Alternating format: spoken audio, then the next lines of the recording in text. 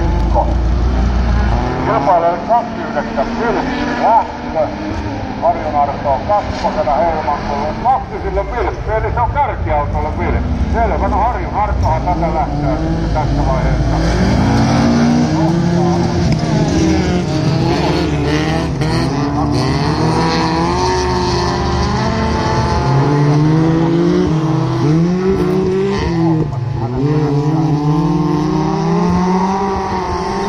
Maakan auto oli kakkonen ja kakkosen numero on 28.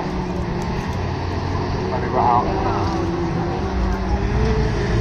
jarruttelu, että oli Koskinen, kun Vilppi lähtee alla, niin tietää, mutta ei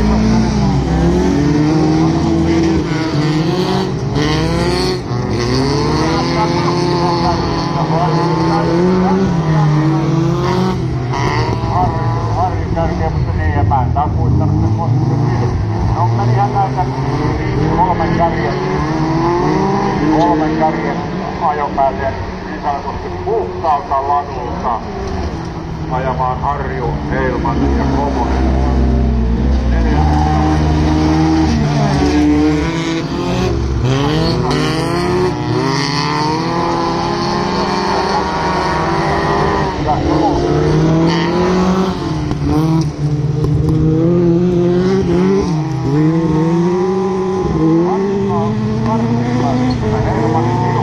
Tiukasti ahdistaa siinä, mutta jälleen tulee tuo lippu ja lausi pois ja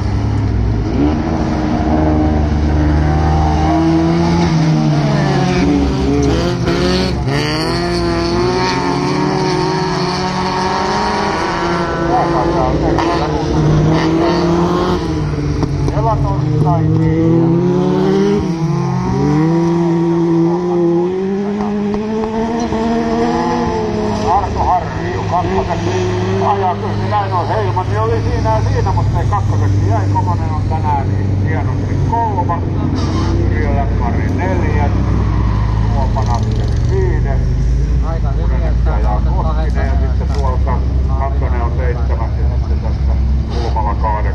Näin minä tulkitsin nämä keskeyttäneiden järjestelmät.